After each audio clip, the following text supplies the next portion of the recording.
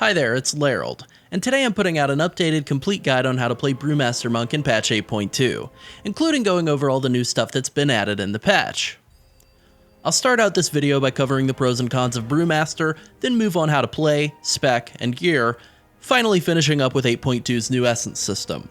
If you already have a good handle in the class and just want a refresher, there will be a table of contents in the video description so that you can quickly skip to the section you're looking for. If you want even more detail on Brewmaster Monk, or Protection Warrior, check out the class guides I've written for Wowhead on either spec. Or both. Alright, so let's jump right into the good stuff about Brewmaster Monk. The class is built Blizzard tough. They are by far the strongest tank in terms of being able to take a ton of boss damage and keep going. The reason for this is stagger. No other tank mitigation tools can compete with stagger, not by a long shot. Brewmasters are also super mobile. Between Roll, Transcendence, and Tiger's Lust, no other tank has the sheer volume of mobility tools that Monk does. There's also Celestial Fortune. Monks aren't the only tank with a way to increase their healing intake. Druid's Mastery and DK's Vampiric Blood both offer the same concept, but Celestial Fortune really blows them both away. The biggest thing that monks have going for them is versatility. Not the stat, although it's not bad. Monks aren't just able to do everything, they're able to do everything extremely well. Does a fight deal tons of damage the whole time? Monks are good at dealing with that. Does it deal lots of burst damage with big gaps in between? Monks are good at dealing with that too. Does it require tons of tank healing? Monks are pretty good at mitigating that. Does it require movement? Monks are very good at that. There's really just one thing in this game that monks aren't very good at, and that's dealing burst AoE damage. And with that, let's jump to the cons. Monks have 0 baseline offensive cooldowns, and their one talented cooldown is extremely bad. As a result, monks are one of the weakest tanks in terms of dealing AoE damage. Having no cooldowns puts a pretty hard ceiling on your ability to do burst damage when ads spawn in raid fights, or in Mythic Plus when you pull multiple trash packs at the same time. You get this huge collection of ads, and then you just keep doing your regular rotation with no increases. Not great. That didn't hold monks back from being the most well-represented and powerful tanks in Battle of Dazar'alor and Crucible of Storms, and there's no reason to expect that they won't stay up at the top of the pack in Azhar's Eternal Palace. But it does affect their status in Mythic Plus in a pretty significant way. While monks are by no means bad in Mythic Plus, they are a lot less popular than classes that can deal more burst AoE damage like Protection Warriors and Paladins. Brewmasters do have other shortcomings. They have only one major defensive cooldown, and they don't have a tremendous amount of self-healing, but both of those limitations are covered up by the reliable and forgiving design of Stagger and Celestial Fortune. Now let's quickly go over talents. Here's a one-size-fits almost all talent setup. In the first tier, Chi Burst is a bit better for AoE DPS, making it a good option in Mythic Plus. Eye of the Tiger is easier to use and much better for single target DPS, so it is usually a good bit better in raids. Chi Wave is undertuned, unreliable, and really bad. Don't get caught dead using it. I'll be honest, I never spec into Chi Burst for Mythic Plus or most ad fights for raids. It is a meaningful gain, but I just don't like to cast while tanking, even if the cast time is short. You can absolutely use it if you like, but I'm just not a fan personally. The second tier is largely about user preference, although Celerity is a good bit weaker than the other two options. Chi Torpedo provides a bigger instant boost of movement, and Tiger's Lust provides a little more utility in the form of a slow removal and an additional mobility keybind, and a lot more control over your movement than Chi Torpedo. In the third tier, while Black Ox Brew is a better talent for brew generation over the course of a fight, it requires more effort to use, and the difference in brew generation just really doesn't matter enough to warrant the mild inconvenience. There may come a time later in the expansion when Black Ox Brew rises again, but for now, light brewing is absolutely good enough. It's simple and it's awesome. Spitfire is bad. Don't use it. In Tier 4, Ring of Peace is an amazing tool for knockback utility. It's extremely strong. Black Ox Statue, also called Dave by the community, is decent at picking up spawning ads and raids, I suppose, but that's about it. Ring of Peace is absolutely your go-to in all Mythic Plus and whenever you need an AoE knockback in Raid. In the next tier, Bob and Weave is the best talent 99% of the time. You can take Dampen Harm if you absolutely require a defensive cooldown, but it is a big overall defensive sacrifice, so you probably shouldn't do it. Healing Elixir is not bad if you're soloing, but if you're playing with a healer at all, it's really not worth using. Moving on, Rushing Jadewind rounds out the rotation, provides a reliable source of damage and threat, and is just generally a way better option than either of the other talents in this tier. And in the last tier, High Tolerance is the best option in virtually every single scenario. It provides a ton of haste and extra stagger value. It's absolutely awesome. By comparison, Guard is designed in a really weird and problematic way and just doesn't absorb nearly enough damage to compensate for giving up High Tolerance. It's also on the global cooldown for some reason. Blackout combo can theoretically be used to maximize single target DPS, but the potential gain requires very specific gearing that's really different from how Brewmasters normally gear, and the actual damage gain is incredibly small. We're talking a couple hundred damage at best, and all you have to do is give up a huge increase to your damage reduction and AoE DPS, so it's not good. Alright, time to get down to the nuts and bolts of how to play the class. Before I just put up the normal ability priority, I want to focus on the real key to playing Brewmaster correctly, using Keg Smash and Blackout Strike. Those are your two most important skills by far, and your goal should be to use both of them as much as you possibly can. If you do that, you'll already be 90% of the way there to playing Brewmaster correctly. The single target and AoE ability priorities for Brewmaster Monk are slightly different. For single target, maximizing Blackout Strike usage is the most important thing you can do. Keg Smash is still very important and should be number 2 on your priority in single target. In any scenario with at least 2 targets, Keg Smash is king. In terms of DPS, the difference between using Keg Smash or Blackout Strike as your top DPS skill in single target is incredibly small, seriously less than 0.1%. It's literally worth dozens of DPS. Basically, use Keg Smash and Blackout Strike as much as you can, and if it's easier for you to always prioritize Keg Smash ahead of Blackout Strike, you probably won't notice a difference. Now, in AoE situations with 3 or more targets, you'll want to use Breath of Fire ahead of Blackout Strike when both abilities are available at the same time. You will still wind up using Blackout Strike considerably more, since its cooldown is only 1/5 as long as Breath of Fire's. Beyond those 3 key skills, maintaining Rushing Jadewind as much as possible is very important for trying to maximize damage output. Tiger Palm is by far the least important skill a Brewmaster has at their disposal, and you should really only use it to fill otherwise empty globals when Keg Smash, Blackout Strike, Breath of Fire, and Rushing Jadewind are all on cooldown. The only thing you can really do to mess up while playing Brewmaster is to spam Tiger Palm. Try to use it as little as possible. Now for defense. When it comes to managing brews, you should maintain Iron Skin Brew as close to 100% uptime as possible. This shouldn't be difficult at all, and if you are struggling to keep it going, this means you're either using Purifying Brew too often, or not Keg Smashing quickly enough, or both. Purifying Brew is an important part of your defensive toolkit, but it's never more important than maintaining Iron Skin Brew while you're actively tanking. The amount of purifies available to you is dictated by how much haste you have, and fight specifics such as taunt swaps, intermissions, movement phases, and so on. Because Iron Skin Brew lasts for 7 seconds, you only need to cast it about 8.5 times per minute to maintain 100% uptime, so every brew you generate beyond that base of 8.5 per minute is safe to freely use on Purify.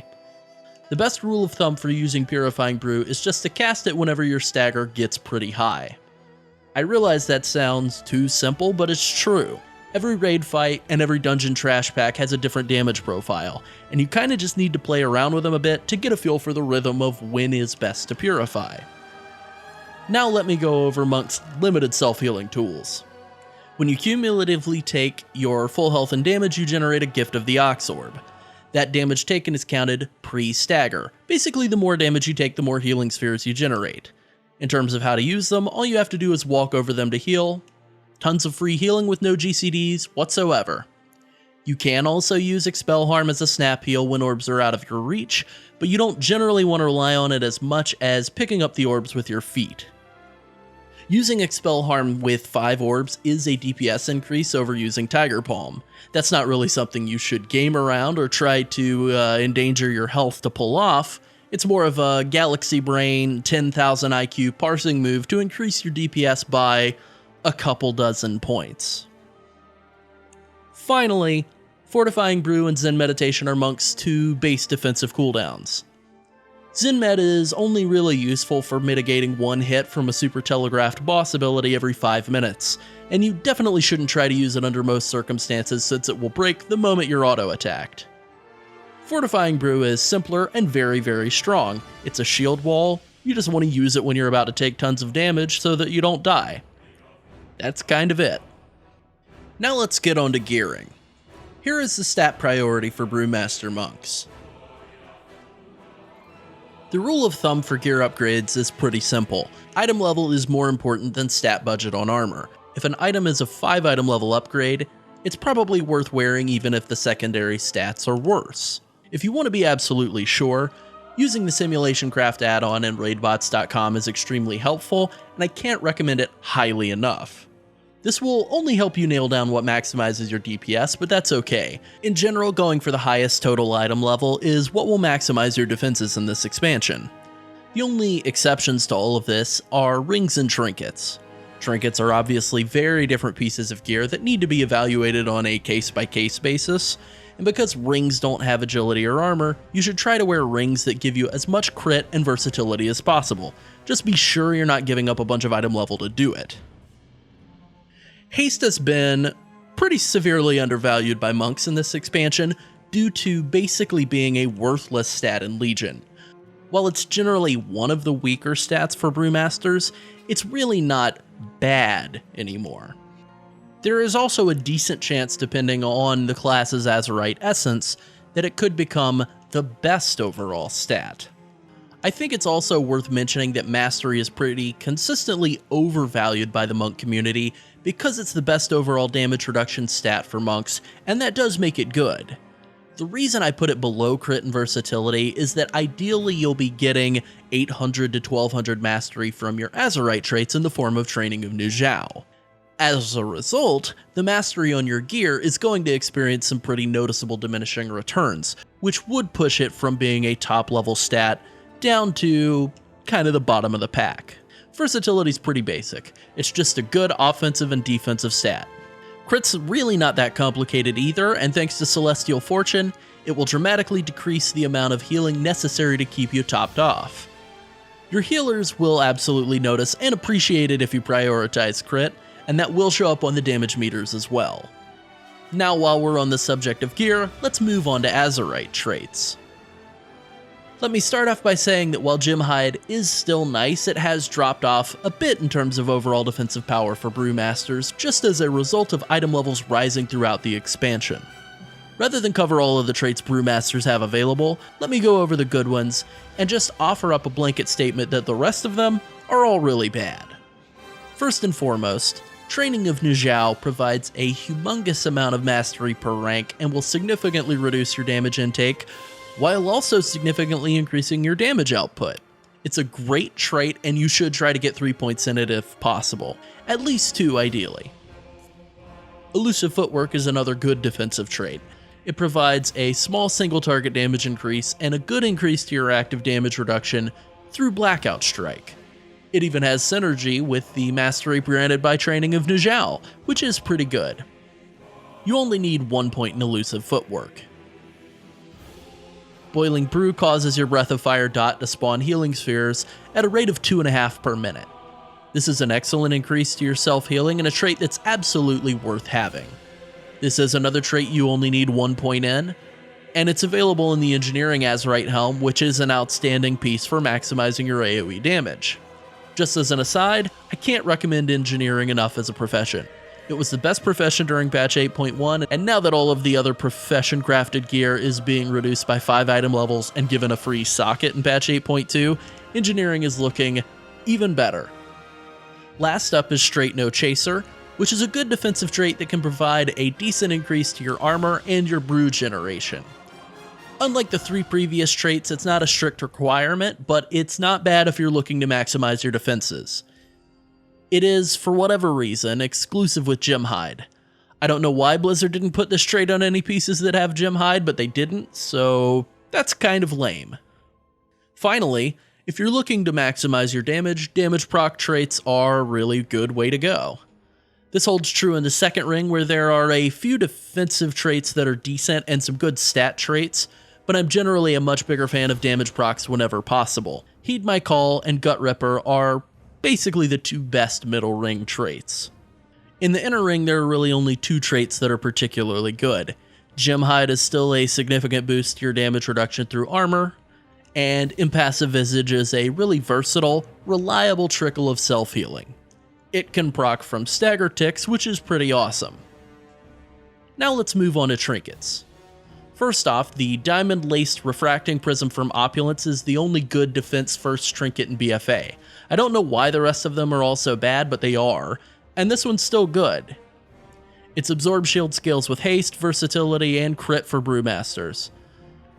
Now, the one thing to remember when wearing defensive trinkets is that you can't kill a boss by reducing its damage, so unless you're tanking something that really threatens to kill you, you probably should just wear something that provides extra damage instead. If you do need that defense though, this trinket rules. As for dealing extra damage, the Invocation of Yu'lon and Kimball's Razor Claw from BOD are both awesome options. There are plenty of good trinkets available in Mythic Plus as well. Brewmasters do tend to favor damage proc trinkets over stat proc trinkets when trying to maximize DPS, due to not having any cooldowns to line up with stat procs. But stat trinkets can be a nice compromise between going full damage output and still trying to keep things a little more tanky. The best damage proc trinkets from Mythic Plus are the Koltir and Cannonball Runner from Tol Dagor, and the Tiny Electromental in a Jar from Temple of Sethralis. Alchemy also makes a trinket that is pretty decent. Now finally, let's get to Essences. The new Heart of Azeroth system being added in patch 8.2. We previously made a video detailing how the system will work, so if you want more info on that, check it out. Alright, now to the fun part. Let's start with the very first trait you'll get from this system, Crucible of Flame. It's a very basic power and it's usable by all specs for all classes. It deals increasing damage or healing to a single target. That's it. As basic as it is, this could very reasonably wind up being the best option for brewmasters in terms of dealing damage. There really only appears to be one other competitor for the single target max damage throne, and this one is a lot more straightforward. It's also super easy to rank up. You just level up your neck and complete the quests that pop up and you'll get your new ranks. Alright, on to another basic essence, World Vein Resonance. This essence just gives you some extra agility, and all you have to do is stay within 8 yards of a thing on the ground. That risk-reward ratio is not good. This ain't it, Chief. Ripple in Space is a weird delayed teleport that deals damage. Not to be unfairly hard on it, but this is the worst skill I think I've ever seen. I have zero idea when anyone would ever intentionally use this in PvE. Maybe it could be good for world PvP? I don't know, but tanks should definitely pass on this thing. Vision of Perfection is weird for Brewmaster Monks. It's asymmetrical, in that it triggers Invoke Njal the Black Ox, also known among the community as Angry Dave, but it reduces the cooldown on Fortifying Brew. So it's a DPS option that also gives defense. It does a little bit of everything, but it does it all kind of poorly. Like if you needed ice cold water or boiling hot water, and I brought you some room temperature water, and oh yeah, it came from the back of the toilet.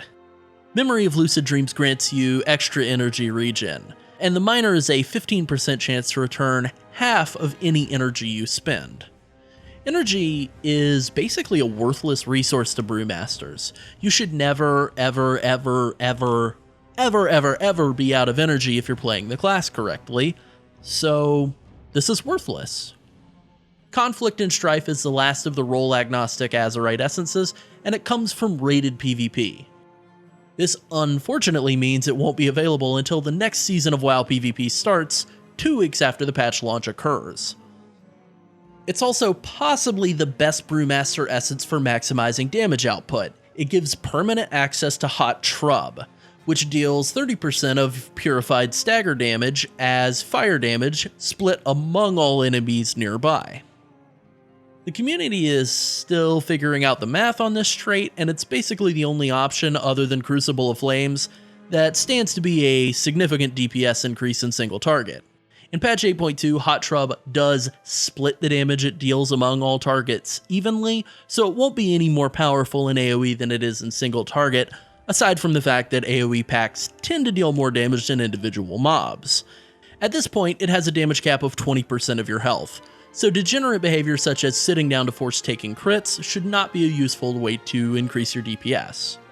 I'm actually glad of that because it is something I was expecting to have to do, and I'd rather not.